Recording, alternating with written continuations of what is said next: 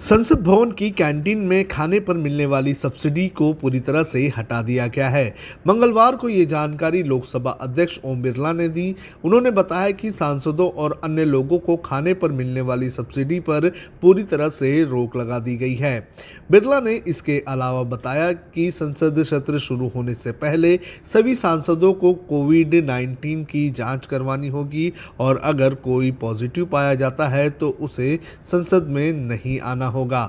29 जनवरी से शुरू होने वाले संसद सत्र के दौरान राज्यसभा की कार्रवाई सुबह 9 बजे से दोपहर 2 बजे तक होगी। लोकसभा की कार्रवाई शाम 4 बजे से लेकर 8 बजे तक होगी। कांग्रेस नेता राहुल गांधी ने मंगलवार को प्रेस कॉन्फ्रेंस की। इस दौरान राहुल गांधी ने कृषि कानूनों के मुद्दे पर मोदी सरकार पर जमकर निशाना साधा।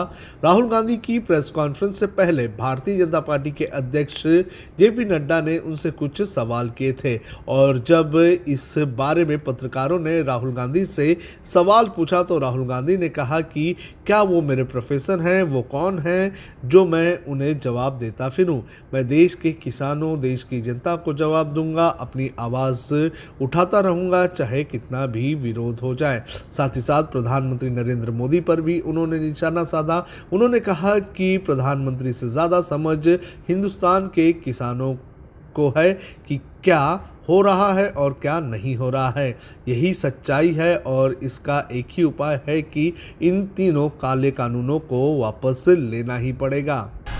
किसानों को लेकर सुप्रीम कोर्ट द्वारा बनाई गई कमेटी से भूपिंदर सिंह मान के अलग होने पर शीर्ष अदालत ने टिप्पणी की है। सुप्रीम कोर्ट ने एक अन्य मामले में सुनवाई करते हुए कहा है कि लोगों को समझने में कुछ भ्रम है।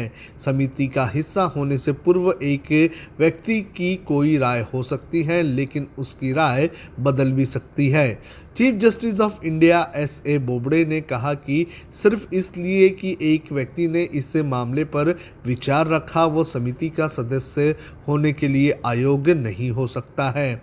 कमेटी के सदस्य कोई जज नहीं होते हैं। कमेटी के सदस्य केवल अपनी राय रख सकते हैं, फैसला तो जज ही लेंगे। असल में कोर्ट ने लीगल सर्विस अथॉरिटी के जरिए अपील दाखिल होने में हो रही देरी को लेकर एक कमेटी बनाई और उसी दौरान ये टिप्पणी भी की। व्हाट्सएप, फेसबुक या अन्य कोई भी प्लेटफॉर्म भारत में बिजनेस करने के लिए स्वतंत्र हैं, लेकिन उन्हें मर्यादा में रहकर ऐसा करना होगा। उन्हें प्राइवेसी का पालन करना पड़ेगा और सुरक्षा से कोई भी समझौता नहीं किया जाएगा। ऐसा कहना है भारत के संचार, इलेक्ट्रॉनिक्स और आईटी मिनिस्टर रविशंकर प्रसाद का। प्रसाद मंगलवार को internet and mobile association of India के 15वें सम्मेलन में बोल रहे थे। इवेंट पहली बार ऑनलाइन ऑर्गेनाइज किया जा रहा है। प्रसाद ने बताया कि डेटा प्राइवेसी बिल पर अभी विचार चल रहा है, जल्द ही इसको मंजूरी के लिए संसद में पेश किया जाएगा। प्रसाद ने कहा कि मैं डेटा को डिजिटल संप्रभुता से जोड़कर देखता हूं, क्योंकि डिजिटल संप्रभुता पर भारत की इकोनॉमी भी निर्भर करती है। ऐसे में डेटा सुरक्षित रहना बेहद ज़रूरी है। जिस काम के लिए डेटा इकट्ठा किया जा रहा है उसी काम में उसका इस्तेमाल हो। डेटा की सुरक्षा की जिम्मेदारी उसकी होगी जो उसे कलेक्ट कर रहा है।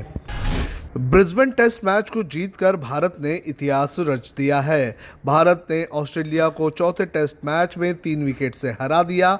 भारत की ओर से ऋषभ पंत ने कमाल करते हुए 89 रन की पारी खेली। भारत की इस ऐतिहासिक जीत में ऋषभ पंत और शुभमन गिल हीरो साबित हुए। गिल ने जहां 91 रन बनाए तो वहीं पंत ने तेजी से रन बनाकर भारत को गाबा के मैदान में पहली जीत दिलाई। 4 टेस्ट मैचों की सीरीज को भारत ने 2-1 से जीत लिया। पंत के अलावा 56 रन की जुझारू पारी पुजारा ने खेली। भारत ने 328 रनों के लक्ष्य को हासिल कर गाबा में सबसे ज़्यादा रनों को सफलतापूर्वक चेज करने का रिकॉर्ड भी बना दिया। अब खबरें पाइए सबसे पहले हमारे मोबाइल न्यूज एप्लीकेशन पर। एंड्रॉइड या iOS प्लेटफॉर्म पर जाइए, HW न्यूज नेटवर्क को सर्च कीजिए, डाउनलोड कीजिए और अपनी सुविधानुसार भाषा का चयन कीजिए। खबरों की भीड़ में अपने काम की खबर पाते रहिए।